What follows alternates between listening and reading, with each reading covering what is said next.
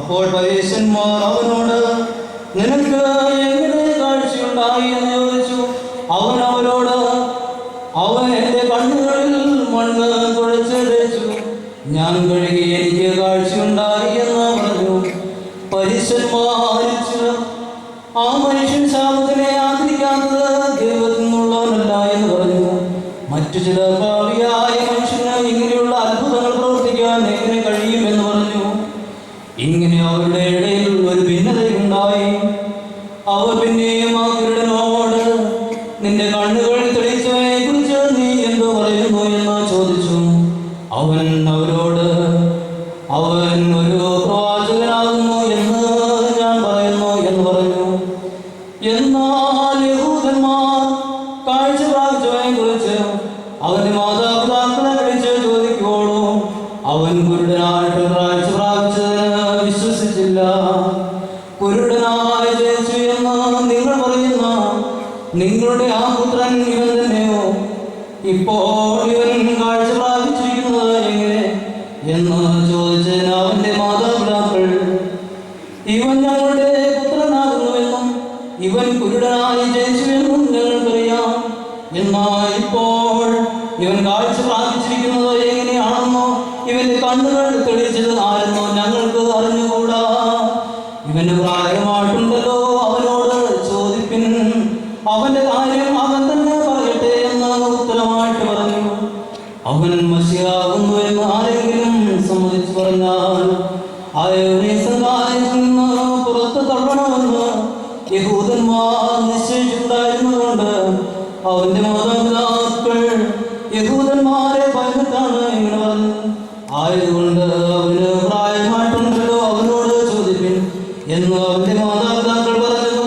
കുരുടനായിരുന്ന മനുഷ്യനെ രണ്ടാമത് വിളിച്ചിട്ട്, മനുഷ്യൻ ഭാവിയാകുന്നു എന്ന് ഞങ്ങൾക്കറിയാവുന്നതുകൊണ്ട് നീ ദൈവത്തെ സ്തോത്രം ചെയ്യുക എന്ന് പറഞ്ഞു. അവൻ അവരോട്, അവൻ ഭാവിയാകുന്നുവോ എന്ന് എനിക്ക് അറിഞ്ഞുകൂടാ. എന്നാൽ ഒന്ന് ഞാൻ അറിയുന്നു, ഞാൻ കുരുടനായിരുന്നു, ഇപ്പോൾ ഇതാ കാഴ്ച പ്രാപിച്ചുകൊണ്ടിരിക്കുന്നു എന്ന് പറഞ്ഞു. അവർ പിന്നെയും അവനോട്, അവൻ നിനക്ക് എന്ത് ചെയ്യും?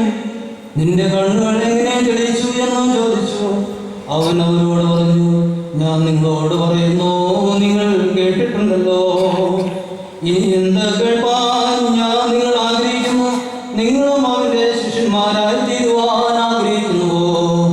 അവരോ ശകാരിച്ചുകൊണ്ട് അവനോട്, നീയാണ് അവന്റെ ശിഷ്യൻ, ഞങ്ങൾ മോശയുടെ ശിഷ്യന്മാരാകുന്നു. മോശയോട് ദൈവം സംസാരിച്ചു എന്ന് ഞങ്ങൾക്കറിയാം. എന്നാൽ ഇവൻ എവിടെ നിന്ന് വന്നു എന്ന് ഞങ്ങൾക്ക് അറിഞ്ഞുകൂടാ. ആ മനുഷ്യൻ അവരോട്, അവൻ എവിടെ നിന്ന് വന്നു എന്ന് നിങ്ങൾക്ക് അറിഞ്ഞുകൂടാ. എന്റെ കണ്ണുകൾ അവൻ കഴിയുകയും ചെയ്തു. ഇത് ആശ്ചര്യം തന്നെ. ദൈവം പാപികളായ ചെയ്കൊള്ളുകയില്ല എന്നും തന്നെ ആശ്രയിക്കുകയും തന്റെ ഇഷ്ടം ആചരിക്കുകയും ചെയ്യുന്നവരെയാണ് ചെയ്കൊള്ളുന്നത് എന്നും നമുക്ക് അറിയാം. കുരുടനായി ജനിച്ചവന്റെ കണ്ണുകളാരും കളിച്ചതായി ഒരിക്കലും കേട്ടിട്ടില്ല. ദൈവസംബന്ധിയല്ലായിരുന്നുവെങ്കിൽ ഇത് ചെയ്യുവാൻ അവന് കഴിയുകയില്ലായിരുന്നു എന്ന് പറഞ്ഞു. നീ ശേഷം പാപത്തിൽ ജനിച്ചിരിക്കുന്നു, നീ ഞങ്ങളെ പിടിപ്പിക്കുന്നു എന്ന് പറഞ്ഞിട്ട് അവനെ പുറത്താക്കി കളഞ്ഞു. അവർ അവനെ പുറത്താക്കി എന്ന് കേട്ടിട്ട് യേശുതമ്പുരാൻ അവനെ കൊണ്ട്, നീ ദൈവത്തിൽ വിശ്വസിക്കുന്നു എന്ന് ചോദിച്ചു. സൗഖ്യം പ്രാപിപ്പാനും കർത്താവേ അവൻ ആരാകുന്നു, ഞാൻ അവനിൽ വിശ്വസിക്കാമെന്ന് പറഞ്ഞു. യേശുതമ്പുരാൻ അവനോട്, നീ അവനെ കണ്ടിട്ടുണ്ടല്ലോ, നിന്നോട് സംസാരിക്കുന്നവൻ തന്നെയാകുന്നു അവനെന്ന് പറഞ്ഞു. അവനാകട്ടെ, കർത്താവേ ഞാൻ വിശ്വസിക്കുന്നു എന്ന് പറഞ്ഞ് വീണോന്നിച്ചു. അനന്തരം യേശുതമ്പുരാൻ, കാഴ്ചയില്ലാത്ത കാഴ്ച പ്രാപിപ്പാൻ കാഴ്ചയുള്ള കുരുടരാകുവാൻ വേണ്ടി ഈ ലോകത്തിന്റെ വിധി കൽപ്പിക്കുവാനായി ഞാൻ വന്നിരിക്കുന്നു എന്ന് പറഞ്ഞു. കൂടെ ഉണ്ടായിരുന്ന പരീശന്മാരിൽ ചിലർ അത് കേട്ടിട്ട് അവനോട്, ഞങ്ങളും കുരുടന്മാരാകുന്നു എന്ന് ചോദിച്ചു.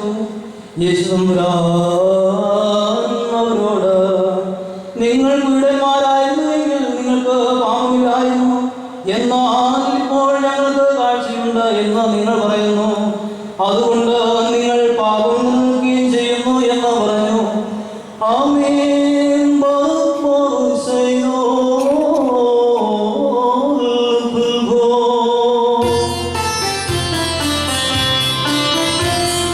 സീയോനിൽ